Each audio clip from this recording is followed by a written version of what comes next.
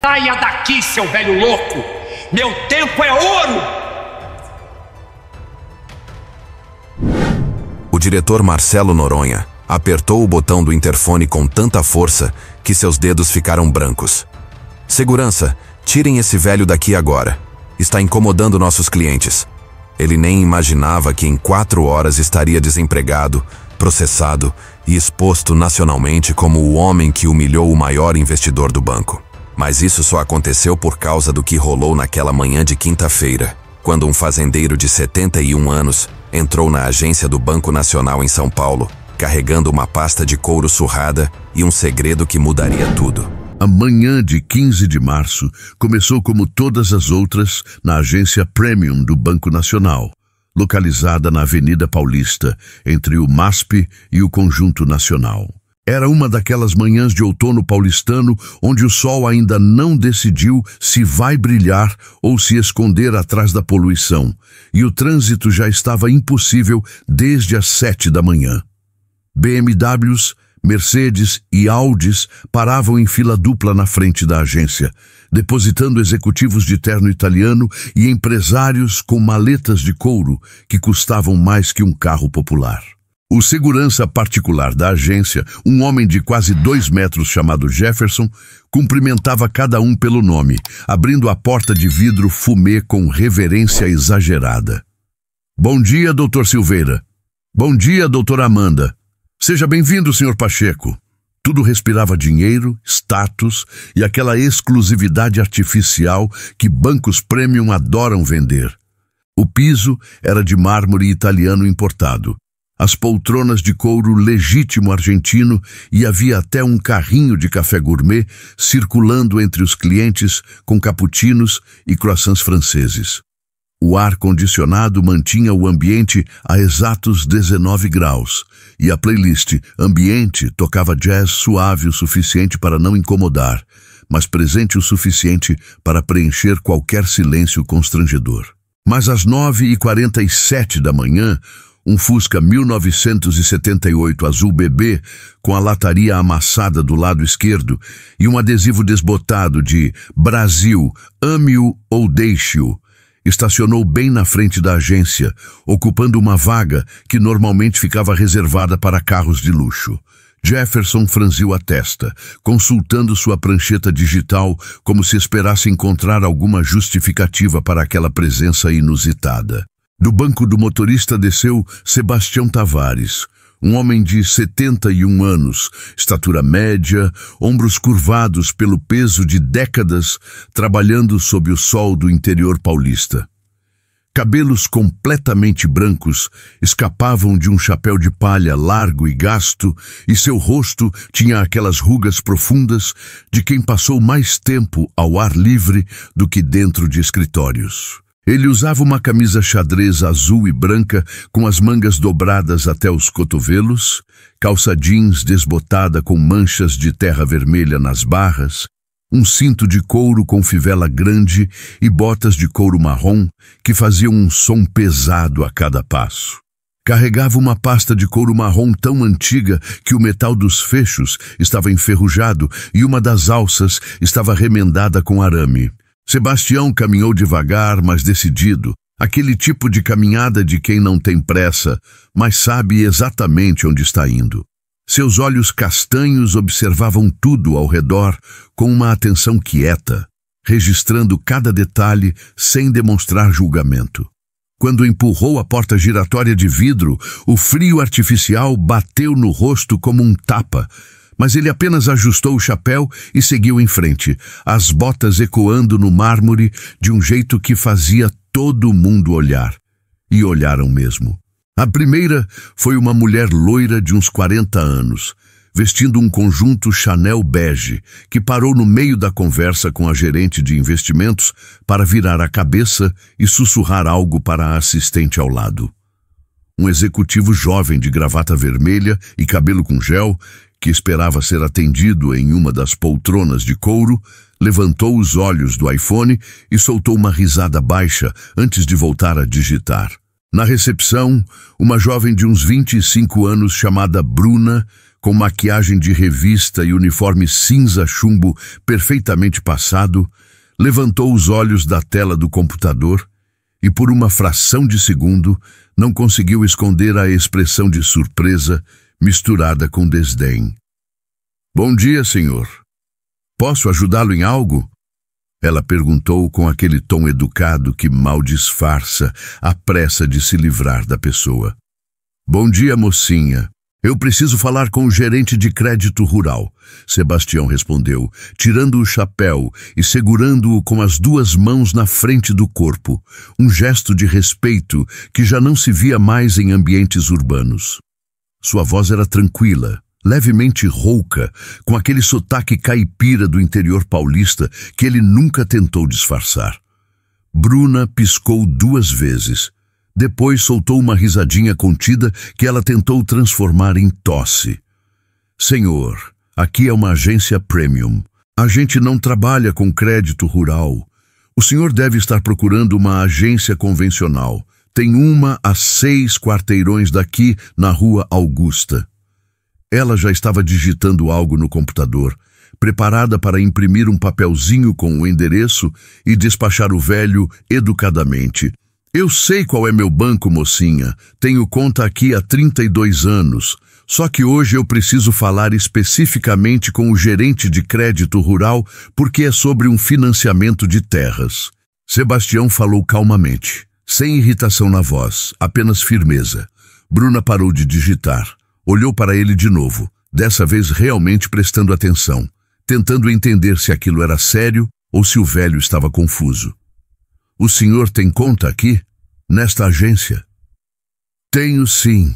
Conta número 473826, agência 0341.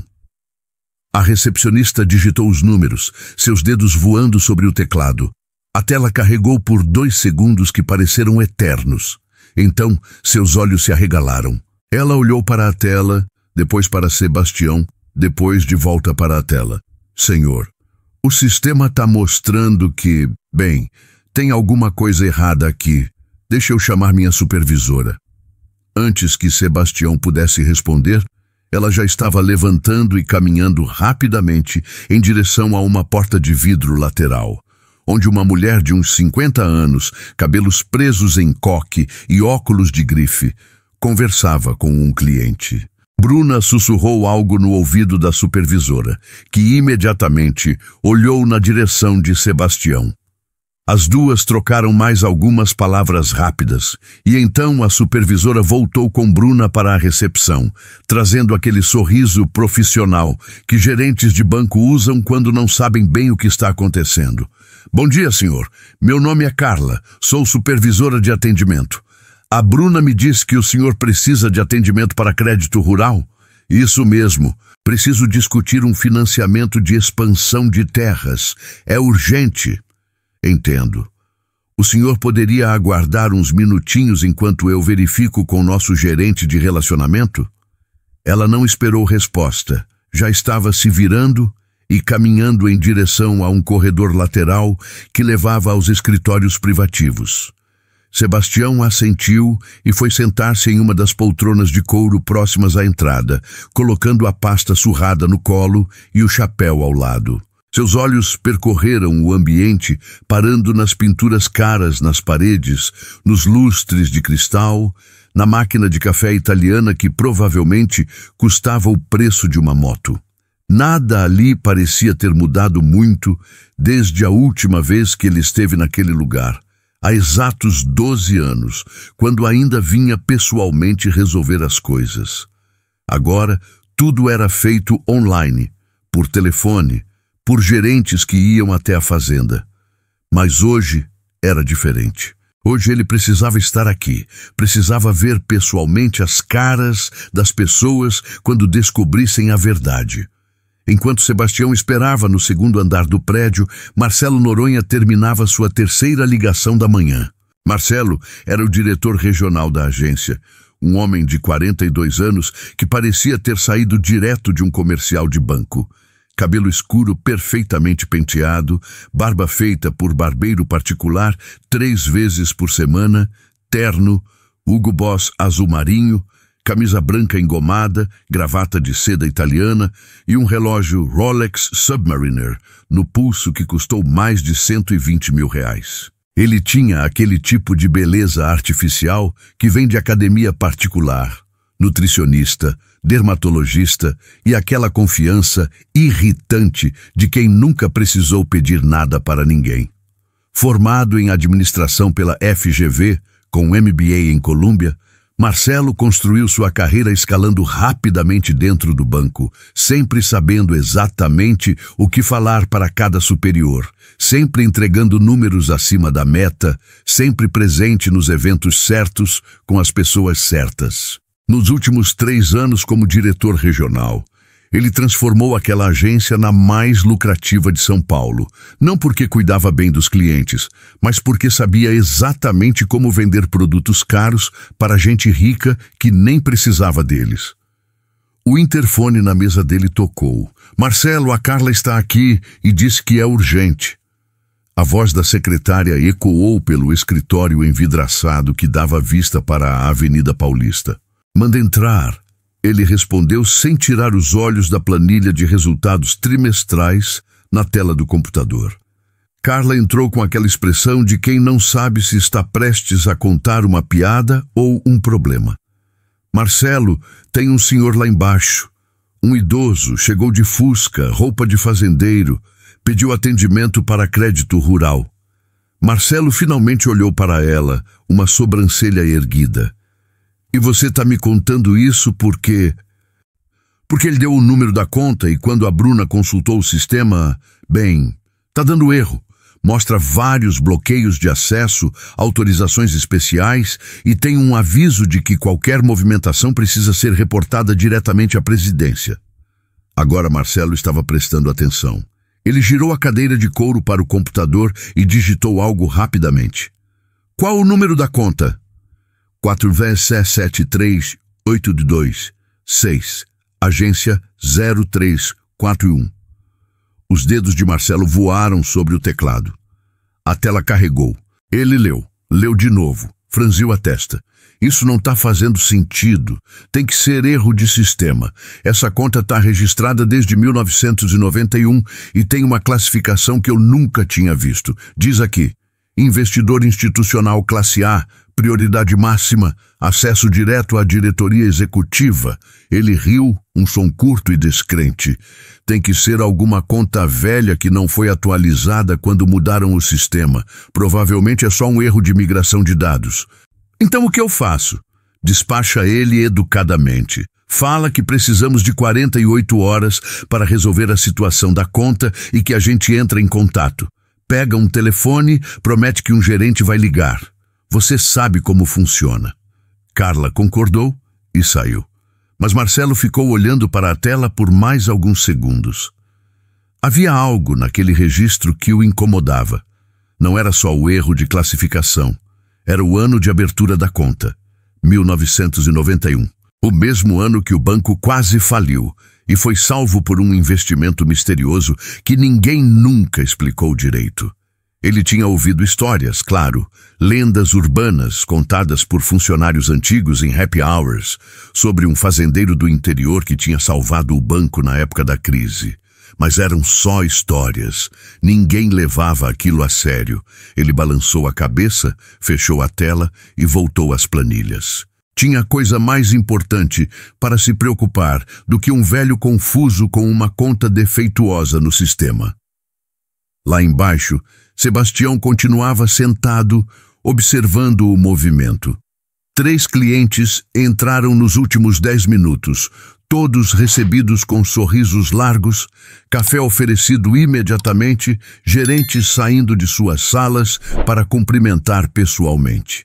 Um homem de terno cinza foi chamado de Dr. Paulo pelo menos 5 vezes em 2 minutos. Uma mulher de salto alto e bolsa Louis Vuitton foi escoltada até uma sala privativa, como se fosse realeza.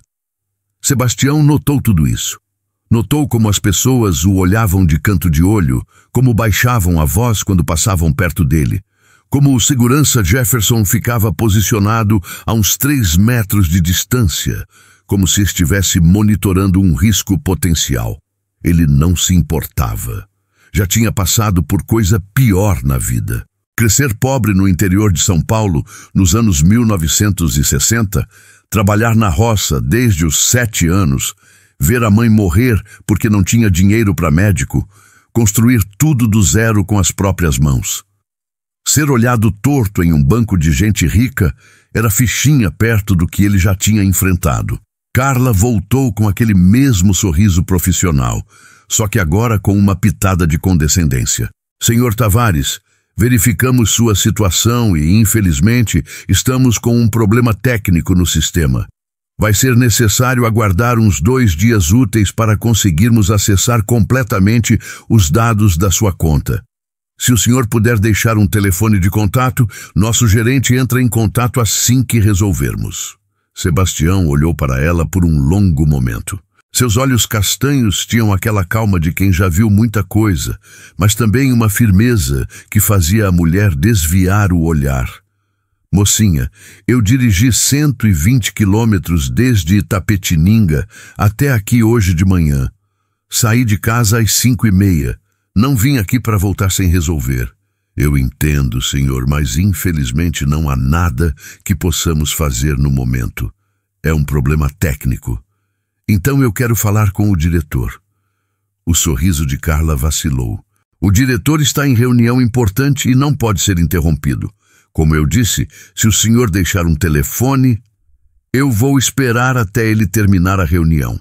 Não tenho pressa. E com isso, Sebastião se recostou na poltrona, cruzou as mãos sobre a pasta surrada e fechou os olhos como se estivesse tirando um cochilo. Carla ficou ali parada por alguns segundos, sem saber exatamente o que fazer. Aquilo nunca tinha acontecido antes. Clientes não ficavam simplesmente esperando o diretor ficar disponível. Ela voltou ao balcão e pegou o telefone interno. No segundo andar, Marcelo atendeu com impaciência. Ele não quis ir embora. Disse que vai esperar até você poder atendê-lo. Que porra é essa, Carla? Você não consegue despachar um velho? Ele está sentado lá embaixo dizendo que não sai até falar com você. Marcelo respirou fundo. Aquela respiração de quem está segurando a paciência para não explodir. Tá bom, deixa eu terminar aqui e eu desço em 5 minutos. Desligou o telefone e voltou para a planilha, mas não conseguiu se concentrar. Quem aquele velho pensava que era para exigir atendimento do diretor?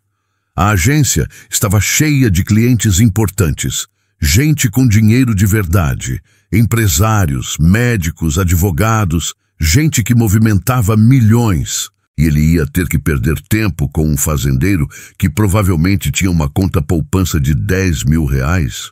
5 minutos se transformaram em 15. Marcelo terminou a planilha, respondeu 3 e-mails, tomou um café e finalmente decidiu descer. Quando saiu do elevador e viu Sebastião ainda sentado na mesma posição, segurando a pasta surrada, algo dentro dele se irritou profundamente. Não era nem pela situação em si, era pelo princípio. Aquele velho estava desrespeitando a hierarquia do lugar, estava ocupando espaço, estava fazendo os outros clientes olharem de forma estranha. Marcelo atravessou o saguão com passos decididos, o som dos sapatos italianos ecoando no mármore. Parou na frente de Sebastião e esperou. O velho abriu os olhos devagar, como se estivesse acordando de um sono tranquilo, e olhou para cima. O senhor é Sebastião Tavares? Marcelo perguntou, sem cumprimentar, sem estender a mão, com aquele tom que deixava claro que estava fazendo um favor imenso. Sou eu, sim, senhor. E o senhor deve ser o diretor. Marcelo Noronha. Minha equipe me disse que o senhor está insistindo em atendimento para crédito rural, mas já foi explicado que temos um problema técnico e não podemos resolver agora. Sebastião se levantou devagar, suas articulações estalando levemente, e ficou frente a frente com Marcelo. Mesmo sendo um pouco mais baixo, havia algo na postura do velho que não tinha nada de subserviente. Senhor Marcelo, eu entendo que vocês têm problemas técnicos, Mas o que eu preciso resolver não pode esperar 2 dias. Tem a ver com um financiamento de terras que precisa ser decidido hoje. Marcelo soltou uma risada curta. Senhor Tavares, financiamento de terras não é algo que se decide em um dia. Isso passa por análise de crédito, avaliação de garantias, comitê de risco. Leva semanas. Eu sei disso, moço, mas não é para mim. É sobre um cliente de vocês que está tentando financiar um pedaço das minhas terras. E tem algo errado com os documentos que o gerente dele apresentou. Agora Marcelo estava prestando atenção. Fraude documental era coisa séria. Que tipo de problema? Alguém está tentando usar escrituras falsas das minhas terras como garantia de um empréstimo de 23 milhões de reais. O silêncio que se seguiu foi pesado. Marcelo piscou 2 vezes. Senhor Tavares, isso é uma acusação grave. O senhor tem provas? Sebastião abriu a pasta surrada e tirou de lá um envelope pardo. De dentro do envelope saíram fotocópias de documentos, escrituras, certidões de registro de imóveis. Tenho aqui as escrituras originais das minhas terras em Itapetininga. E tenho aqui também uma cópia do pedido de financiamento que um dos clientes de vocês fez usando versões falsificadas dessas mesmas escrituras. Cheguei a saber disso porque o cartório me ligou ontem perguntando se eu tinha autorizado alguma movimentação. Não autorizei. E quando fui investigar, descobri que tem um processo de financiamento em andamento aqui no banco usando meus documentos. Marcelo pegou os papéis e começou a folhear. Seus olhos percorriam as linhas rapidamente, e quanto mais lia, mais sua expressão mudava. Isso não é possível. Nosso processo de compliance... Seu processo de compliance falhou, moço. E se esse financiamento for aprovado, alguém vai sair daqui com 23 milhões, usando terras que não são dele como garantia. E vocês vão ter um problema gigantesco. Marcelo sentiu o sangue subir. Não de vergonha, de raiva. Raiva por estar sendo confrontado por um velho mal vestido na frente de todos os clientes. Raiva porque se aquilo fosse verdade, significava que alguém na equipe dele tinha falhado. Raiva porque aquela conversa estava acontecendo no meio do saguão, com pelo menos 10 pessoas observando. Senhor Tavares, o senhor vai precisar fazer uma denúncia formal no setor de compliance. Não posso simplesmente aceitar acusações sem seguir protocolo. Eu não estou fazendo acusação, moço. Estou trazendo fatos e vim pessoalmente porque tentei ligar 3 vezes essa semana e ninguém me retornou. Então o senhor deveria ter tentado o canal oficial de ouvidoria. Já tentei, já mandei e-mail, já liguei. Ninguém resolveu. Por isso eu vim aqui. E não vou sair até alguém olhar isso com a seriedade que merece. Marcelo fechou os olhos por 2 segundos, respirando fundo. Quando abriu de novo, seu rosto estava vermelho e suas mãos tremiam levemente. Mas antes de eu contar o que ele disse em seguida, uma coisa que mudou completamente o destino dele. Se inscreve no canal, porque essa história só fica mais absurda. Sério, você não vai acreditar no que vem agora. Voltando, Marcelo olhou ao redor. Viu os outros clientes observando, viu funcionários parados, fingindo que estavam ocupados, mas claramente prestando atenção, e algo dentro dele estourou. Não era nem sobre os documentos mais, era sobre controle, sobre hierarquia, sobre aquele velho achando que podia simplesmente aparecer e exigir atenção imediata. Senhor Tavares, o senhor está incomodando nossos clientes. Esta é uma agência premium e nós trabalhamos por agendamento. O senhor não pode simplesmente aparecer aqui de fusca com essa roupa e achar que vai ser atendido na hora. Sebastião olhou para Marcelo por um longo momento. Essa roupa? Sim, essa roupa. O senhor não percebe que está deslocado aqui? Olhe ao redor. Veja como nossos clientes se vestem. Veja os carros estacionados lá fora. Esse não é o seu lugar e, francamente, o senhor está fazendo os outros se sentirem desconfortáveis. O saguão ficou em silêncio absoluto. Até a música ambiente parecia ter parado. Sebastião continuou olhando para Marcelo e, pela primeira vez desde que entrara ali, uma sombra de algo cruzou seu rosto. Não era raiva. Era algo pior. Era decepção. Bruna, a recepcionista, deu um passo para trás involuntariamente. Jefferson, o segurança, avançou 2 passos na direção de Sebastião, a mão indo instintivamente para o rádio preso no cinto. Carla, a supervisora, abriu a boca para dizer algo, mas nenhum som saiu. E no meio de tudo isso, uma jovem gerente de relacionamento de uns 32 anos, cabelos pretos, presos em rabo de cavalo, que estava atendendo um cliente na mesa ao lado, levantou-se da cadeira tão bruscamente que derrubou uma caneta no chão.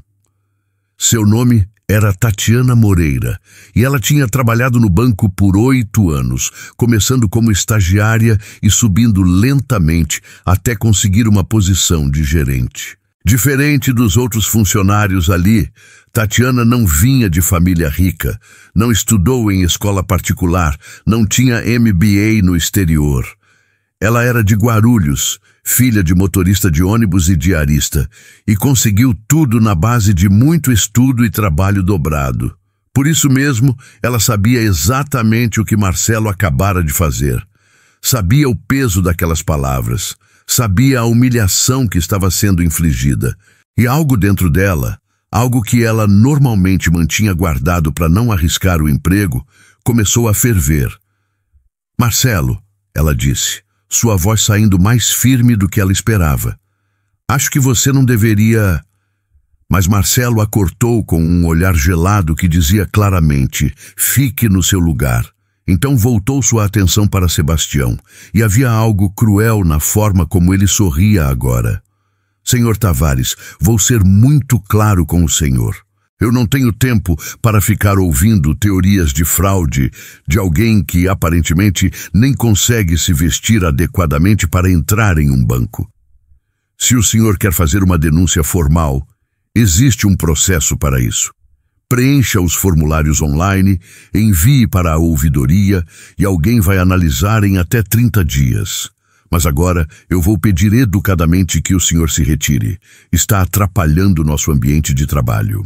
Sebastião continuou olhando para Marcelo, e então seus olhos percorreram o saguão lentamente, observando cada pessoa ali.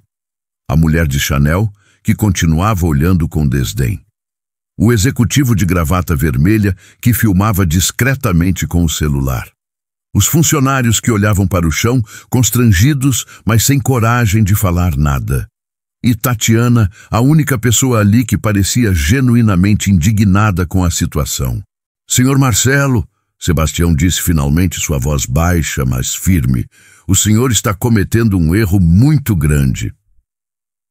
O único erro aqui foi o senhor achar que podia entrar nesta agência e ser tratado como cliente VIP. Agora, por favor, retire-se, ou vou ter que pedir para a segurança escoltá-lo.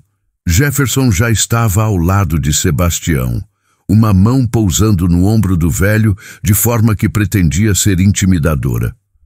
Vamos lá, seu Sebastião. Não precisa complicar as coisas. Vamos sair tranquilamente. Sebastião olhou para a mão no seu ombro, depois para Jefferson. Havia uma tristeza profunda nos olhos dele agora. Tudo bem, moço. Eu vou embora. Mas antes, só quero deixar uma coisa clara. Ele abriu a pasta surrada novamente e dessa vez tirou não documentos, mas um cartão de visitas. Um cartão simples, apenas com um nome e um número de telefone. Estendeu o cartão para Marcelo. Quando o senhor descobrir quem eu realmente sou, vai querer me ligar. Mas eu não vou atender. Guarda esse cartão. Vai precisar dele para o advogado. Marcelo olhou para o cartão, mas não pegou. Apenas riu. Um som alto e desagradável que ecoou pelo saguão. Ameaças agora? Senhor Tavares, o senhor está piorando a situação. Jefferson, acompanhe ele até o carro e certifique-se de que ele não volta. Sebastião colocou o cartão sobre o balcão da recepção, pegou sua pasta, colocou o chapéu de palha de volta na cabeça e começou a caminhar em direção à saída. Cada passo das botas de couro ecoava no silêncio absoluto do saguão. Mas quando chegou à porta giratória, ele parou. Virou-se uma última vez. Senhor Marcelo, em 3 horas o senhor vai receber uma ligação da presidência do banco. E 4 horas depois dessa ligação, vai estar desempregado. Não porque eu vou pedir, mas porque o senhor acabou de humilhar publicamente o homem que é dono de 37% das ações deste banco. O silêncio que se seguiu foi absoluto. Marcelo ficou parado, o sorriso congelando em seu rosto. Bruna largou a caneta que segurava. Carla levou a mão à boca e Tatiana, pela primeira vez, sorriu.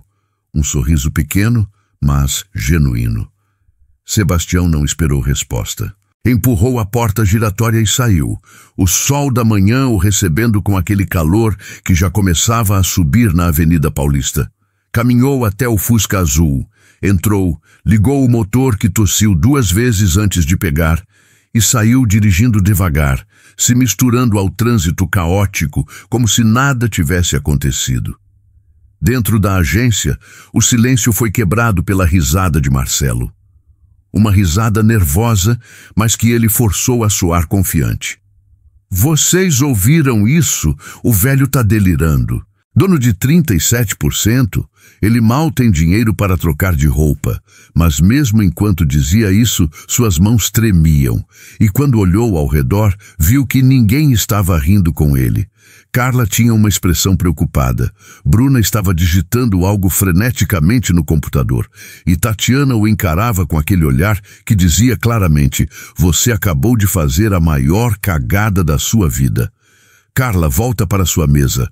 Bruna, apaga esse incidente do registro de atendimento. E você, Tatiana, volte a atender seus clientes, em vez de ficar ouvindo conversas que não te dizem respeito. Marcelo falou com uma autoridade forçada, virando-se para voltar ao elevador. Mas antes que pudesse dar 3 passos, o telefone da recepção tocou. Não o telefone normal, o telefone vermelho, aquele que só tocava quando era a sede central em São Paulo, do escritório da presidência executiva. Bruna olhou para o telefone como se fosse uma cobra venenosa. Marcelo, ela disse, a voz trêmula. Ele virou-se, viu o telefone vermelho tocando e sentiu o estômago afundar. Atende! Bruna pegou o telefone com mãos trêmulas. Agência Paulista, bom dia. Sim, ele está aqui, entendo. Imediatamente. Ela desligou devagar, tão devagar que parecia estar em câmera lenta. Olhou para Marcelo com olhos arregalados.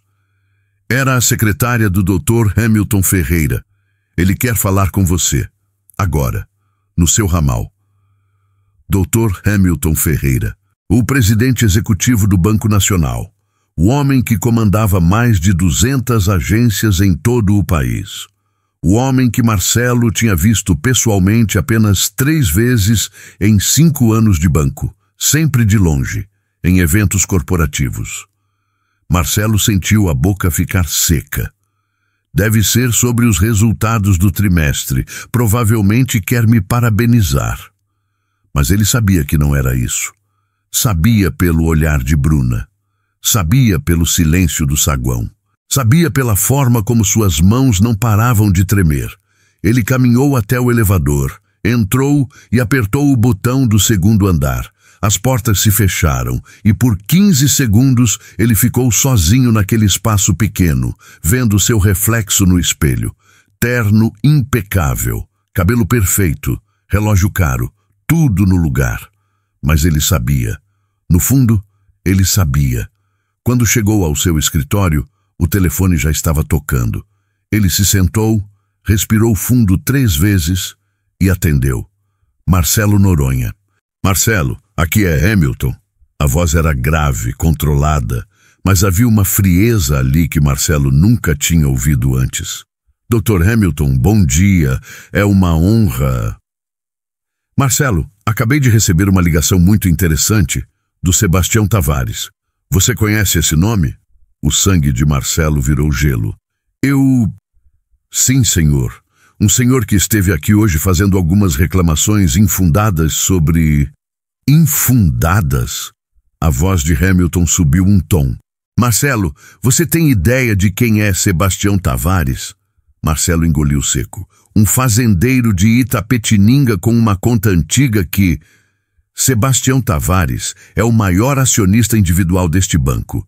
Ele detém 37,2% das ações através de um fundo fiduciário que ele estabeleceu em 1991, quando investiu 140 milhões de reais para salvar este banco da falência. Durante os últimos 33 anos, esse investimento se multiplicou para algo em torno de 3,8 bilhões de reais. Ele tem poder de voto no Conselho Administrativo. Ele tem acesso direto a mim. E você, Marcelo, acabou de expulsá-lo da agência, dizendo que ele estava incomodando os clientes com a roupa dele. O silêncio na linha foi ensurdecedor. Marcelo tentou falar, mas nenhum som saiu. Tentou de novo. Dr. Hamilton, eu não sabia. O sistema não mostrou. O sistema mostrou exatamente o que deveria mostrar. Classificação de investidor institucional classe A, acesso prioritário, notificação obrigatória à presidência. Sua supervisora viu isso, sua recepcionista viu isso, e você escolheu ignorar porque decidiu que um homem de 71 anos, vestindo roupa de fazendeiro, não merecia seu tempo. Hamilton respirou fundo. Marcelo, Sebastião me ligou pessoalmente há 10 minutos. Não para reclamar de você, não para pedir sua cabeça.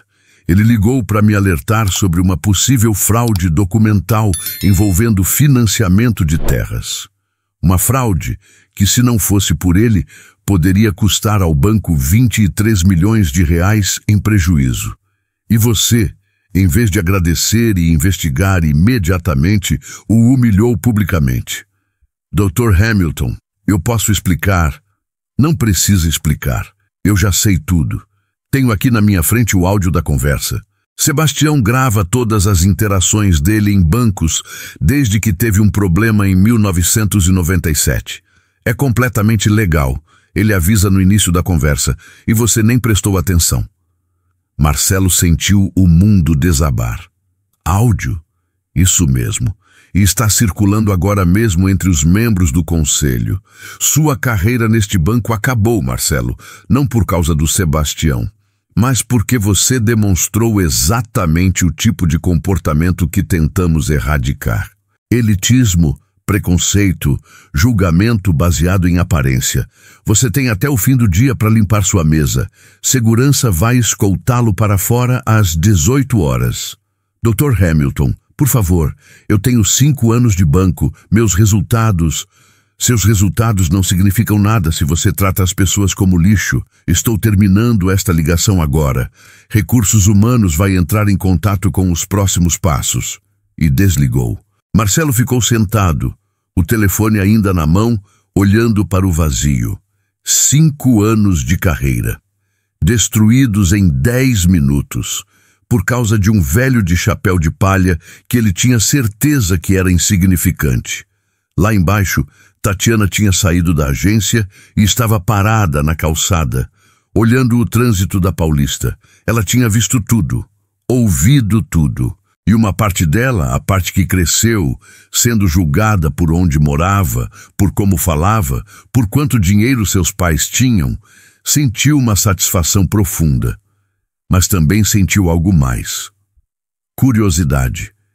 Quem era realmente Sebastião Tavares? Ela voltou para dentro, foi até seu computador e começou a pesquisar. O nome dele não aparecia em nenhuma notícia recente, nenhuma entrevista, nenhuma foto em eventos sociais. Mas quando ela pesquisou Sebastião Tavares Plais Banco Nacional, Plais 1991, encontrou um artigo antigo do Estadão, arquivado, de outubro de 1991.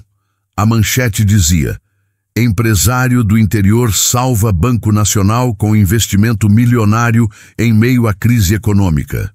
O artigo era curto, apenas 3 parágrafos, mas contava a história de como o banco estava à beira da falência, com corrida bancária, depositantes apavorados sacando tudo, e como um fazendeiro de Itapetininga, que tinha feito fortuna com a exportação de laranja e gado nos anos 1980, decidiu investir toda a sua liquidez para salvar a instituição onde ele e centenas de pequenos produtores rurais mantinham suas economias.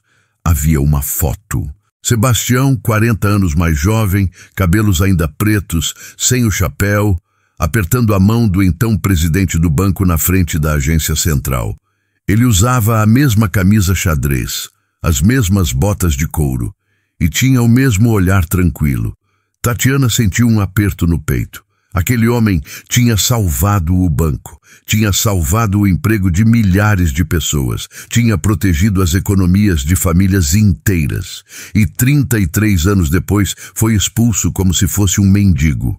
Ela imprimiu o artigo, dobrou e guardou na gaveta. Não sabia por que estava fazendo isso. Talvez porque precisasse lembrar que o mundo ainda tinha gente decente. Ou talvez porque, no fundo, ela sabia que essa história ainda não tinha terminado. No segundo andar, Marcelo não tinha se movido. Continuava sentado, olhando para a tela do computador sem realmente ver nada. Seu celular tocou. Era sua esposa. Ele não atendeu. Tocou de novo. Era o gerente do banco onde ele tinha sua conta pessoal. Também não atendeu. Na terceira vez, era um número desconhecido. Ele atendeu por reflexo. Alô? Marcelo Noronha? Era uma voz feminina, profissional, fria. Sim, aqui é da Globo, Departamento de Jornalismo Investigativo. Recebemos uma denúncia sobre um caso de discriminação que aconteceu hoje na agência do Banco Nacional na Paulista. O senhor tem algum comentário? Marcelo desligou. Seu estômago revirou. Como a imprensa já sabia, fazia nenhuma hora, o celular tocou de novo. Outro número desconhecido, ele não atendeu. Tocou de novo, de novo, de novo. Ele desligou o celular e o jogou sobre a mesa. Levantou-se, caminhou até a janela e olhou lá para baixo. A Avenida Paulista fervilhava de vida. Carros, ônibus, pessoas correndo de um lado para o outro. Todos ocupados com suas vidas, seus problemas, suas ambições. Ninguém ali sabia que Marcelo Noronha, o diretor mais jovem da história da agência, o homem que tinha escalado ao topo em tempo recorde, tinha acabado de perder tudo. E a ironia doía mais que qualquer outra coisa. Ele tinha perdido não por ser incompetente, não por roubar, não por ser corrupto. Tinha perdido por fazer exatamente o que tinha feito durante toda a sua carreira. Julgar as pessoas pelo quanto valiam, pelo que vestiam, pelos carros que dirigiam. Só que dessa vez, ele julgou a pessoa errada. Comenta aí de onde você está assistindo essa história, porque aposto que você não está conseguindo pausar, né? E me diz uma coisa. Se você fosse o Sebastião naquele momento, teria voltado para confrontar o Marcelo ou teria feito o que ele fez, deixar que a verdade se revelasse sozinha? Conta nos comentários o que você faria. Enquanto Marcelo afundava em seu próprio desespero, a 200 quilômetros dali, em uma fazenda nos arredores de Itapetininga, Sebastião Tavares estacionava o Fusca azul na frente de uma casa simples, mas bem cuidada. A casa tinha paredes brancas, telhado de barro, uma varanda com cadeiras de madeira e uma rede pendurada. Ao redor, pastagens se estendiam até onde a vista alcançava, pontilhadas com gado Nelore que pastava tranquilamente sob o sol da tarde. Sebastião desceu do carro, pegou a pasta surrada e caminhou até a varanda. Sentada em uma das cadeiras, uma mulher de uns 65 anos, cabelos brancos presos em um coque frouxo, óculos de leitura na ponta do nariz, lia um livro. Ela levantou os olhos quando ouviu os passos dele. E então? Como foi? Ela perguntou, fechando o livro.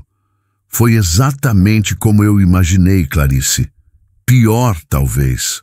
Sebastião se sentou ao lado dela, tirando o chapéu e colocando-o sobre a mesa de madeira. O diretor me expulsou, na frente de todo mundo. Disse que minha roupa estava incomodando os clientes. Clarice balançou a cabeça, mas não parecia surpresa. E você ligou para o Hamilton? Liguei. Ele já estava resolvendo quando falei com ele. Você acha que foi longe demais? Ele vai perder o emprego, Sebastião. Sebastião olhou para as pastagens, os olhos perdidos em algum pensamento distante. Clarice, eu não fiz aquele homem perder o emprego. Ele fez isso sozinho.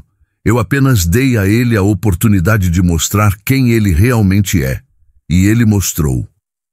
Mas e a tal fraude? Os documentos falsos? Ah, isso é real. Muito real. E é por isso que eu precisava ir pessoalmente. Tem alguém dentro do banco tentando aprovar um financiamento usando minhas terras como garantia. Alguém com acesso a documentos, com conhecimento interno. Eu não sei quem ainda, mas vou descobrir. Clarice se levantou, caminhou até a cozinha e voltou com 2 copos de suco de laranja gelado. Entregou um para Sebastião e sentou-se de novo. Você podia ter resolvido isso com uma ligação. Por que foi até lá pessoalmente? Vestido assim, dirigindo o Fusca velho? Você tem 3 carros na garagem e uma motorista que poderia ter te levado. Sebastião tomou de um gole do suco antes de responder. Porque eu precisava ver Clarice. Precisava ver com meus próprios olhos se aquele banco ainda tinha alma. Se depois de todos esses anos ainda lembrava de quem o salvou. Se ainda tratava as pessoas com dignidade, independente de quanto dinheiro elas tinham. E descobri que não. Descobri que se transformou em mais um templo de adoração ao dinheiro, onde gente como eu, que trabalha com a terra, que veste roupa simples, que dirige carro velho, não vale nada, onde o que importa é a marca do relógio, o nome na etiqueta do terno, o modelo do carro. Ele fez uma pausa. Mas também descobri que ainda tem gente boa lá, uma gerente jovem, Tatiana. Ela foi a única que teve coragem de tentar defender alguém que estava sendo humilhado. E por isso, quando eu resolver essa questão da fraude, vou pedir para ela ser promovida. Clarice sorriu. Você sempre faz isso. Sempre testa as pessoas antes de confiar nelas. Não é teste, Clarice. É observação. As pessoas mostram quem são quando acham que não tem consequência. Aquele diretor me tratou daquele jeito porque achou que eu era insignificante, que não tinha poder, que não podia fazer nada contra ele, e foi justamente por isso que ele caiu. Eles ficaram em silêncio por um momento, apenas ouvindo o som do vento nas árvores e o mugido distante do gado. Então Clarice perguntou, e agora, vai tirar seus investimentos do banco? Sebastião pensou por um longo momento. Não por causa de um homem ruim. O banco tem 6.000 funcionários, milhares de clientes. Não vou punir todos eles por causa de um idiota, mas vou fazer algumas mudanças. Vou propor ao Conselho que implementem treinamentos obrigatórios sobre respeito e dignidade, que acabem com essas divisões de agência premium e agência comum. Dinheiro não deveria comprar tratamento melhor. Deveria comprar serviços melhores. Mas não respeito. Respeito todo mundo merece. Você acha que vai conseguir? Não sei. Mas vou tentar. Porque se eu não tentar, então todo aquele sacrifício de 1991 não valeu de nada. Eu não salvei aquele banco para ele se transformar em um lugar que discrimina pessoas. Clarice colocou a mão sobre a mão dele. Você é um homem bom, Sebastião Tavares. Teimoso, idealista demais às vezes, mas bom. Ele sorriu, aquele sorriso cansado de quem já viveu muito e viu muita coisa. Eu tento, Clarice, só isso que posso fazer. Tentar. O celular dele vibrou. Uma mensagem. Ele pegou o aparelho, leu e seu rosto ficou sério. É do Hamilton. A investigação sobre a fraude já começou. E tem mais. A história vazou para a imprensa. Vão fazer uma reportagem. Como vazou? Não sei. Mas se eu tivesse que adivinhar, diria que alguém de dentro do banco vazou. Alguém que estava cansado de ver esse tipo de coisa acontecer e finalmente encontrou uma oportunidade de expor. Sebastião levantou-se, caminhou até a beira da varanda e olhou para o céu, que começava a ganhar tons de laranja com o fim da tarde. "Você acha que fez a coisa certa?" Clarice perguntou atrás dele. Ele não respondeu imediatamente. Ficou ali, pensando, sentindo o vento fresco que começava a soprar. Quando finalmente falou, sua voz tinha aquele peso de certeza tranquila. "Não sei se foi certo, mas sei que foi necessário, porque se a gente não confronta o mal quando ele aparece, a gente se torna cúmplice dele. E eu aprendi isso há muito tempo, Clarice. Aprendi com meu pai, que mesmo sendo pobre, nunca baixou a cabeça para ninguém. Aprendi com minha mãe, que mesmo morrendo sem ter médico, nunca perdeu a dignidade. E aprendi com a vida, que me ensinou que dinheiro vem e vai, mas caráter fica." Clarice se levantou e ficou ao lado dele. "Você acha que o Marcelo vai aprender alguma coisa com isso?" "Não sei, espero que sim, porque o que aconteceu hoje não foi punição, foi consequência. E a diferença entre as duas coisas é que punição você recebe de outros, consequência você cria com suas próprias escolhas." Naquele exato momento de volta em São Paulo, Marcelo estava sentado no chão do seu escritório, as costas apoiadas na parede, o celular ao lado dele, que não parava de receber notificações, ligações de jornalistas, mensagens de colegas de trabalho fingindo pena, mas claramente curiosos, um e-mail de recursos humanos com o termo de rescisão anexado. Ele olhou ao redor do escritório que tinha sido seu por 3 anos. A mesa de jacarandá, a cadeira ergonômica de R$5.000, os quadros na parede com certificados e prêmios, a vista para a Paulista que ele achava que tinha conquistado por mérito. Tudo parecia falso agora, vazio. Ele pegou o celular e, com dedos trêmulos, digitou Sebastião Tavares no Google. E lá estava. Artigos antigos. Algumas fotos raras. Informações esparsas sobre um dos homens mais ricos do interior paulista que ninguém conhecia porque ele escolhia viver assim. Simples, discreto, longe dos holofotes. Havia uma entrevista de 2003 em uma revista agrícola, onde Sebastião falava sobre sua filosofia de vida. Uma frase estava destacada em negrito: "Dinheiro não muda quem você é, ele apenas amplifica. Se você é bom, fica melhor. Se você é ruim, fica pior. Eu escolhi usar meu dinheiro para ajudar, não para me separar das pessoas." Marcelo fechou os olhos, sentiu lágrimas quentes escorrerem pelo rosto. Não de arrependimento, ainda não, mas de raiva. Raiva de si mesmo por ser tão estúpido, raiva do velho por ter testado ele, raiva do mundo por não ter avisado que aquele homem de roupa simples era alguém importante. Mas no fundo, bem no fundo, em um lugar que ele não queria olhar, havia uma pontinha de vergonha. Vergonha por ter tratado outro ser humano daquele jeito. Vergonha por ter deixado a aparência ditar o valor de uma pessoa. Vergonha por ter esquecido que todos merecem respeito independente de quanto dinheiro tem no banco. O telefone fixo do escritório tocou. Era Jefferson, o segurança.